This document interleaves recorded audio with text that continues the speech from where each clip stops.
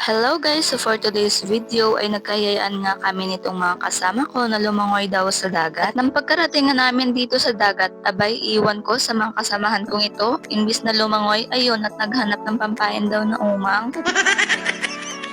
Balak nga nilang mamingwit muna at nagbabaka sakaling may mahuhuli para daw may maiuwi silang pang-ulam. Hindi nga ako dyan na-inform na may dala-dala pala silang pamingwit. Di nagdala na rin sana ako.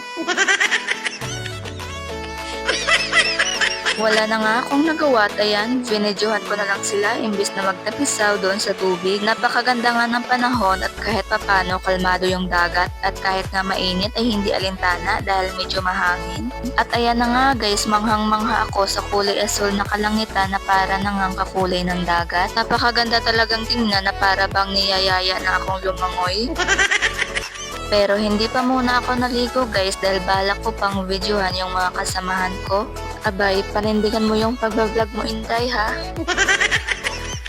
May iba-iba nga palang pwesto sa pamimingwit itong mga kasamahan ko. Abay, meron palang group 1 at group 2. At nagpaiwan nga doon guys ang isa pa naming kasamahan dahil ayaw niyang mamingwit. Mainit nga daw pero di naman dahil medyo nga mahangin.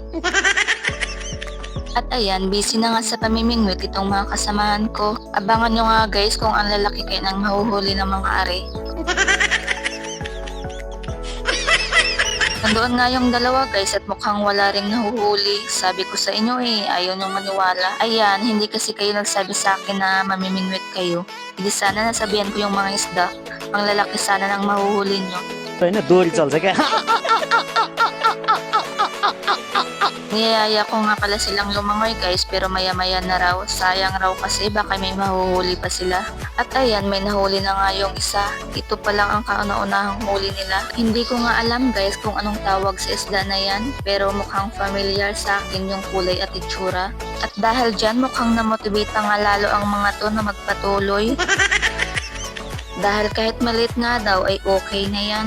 Pwede na nga ring ihawin o prituhin at sold na nga yung pang-ulam. Kaya pag nakahuli daw ng marami ang mga ari ay maliligo na raw kami.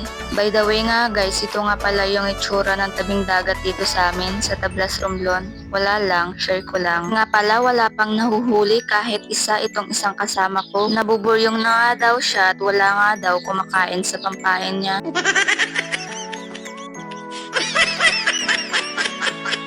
Pati nga yung dalawa ay wala ring huli kaya ayun mukhang papunta dito. Titingnan nga daw nila yung nahuling isda. Kala mo naman may kalakihan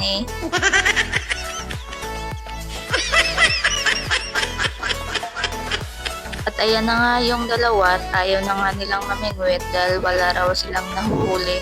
Kaya maligo na raw kami.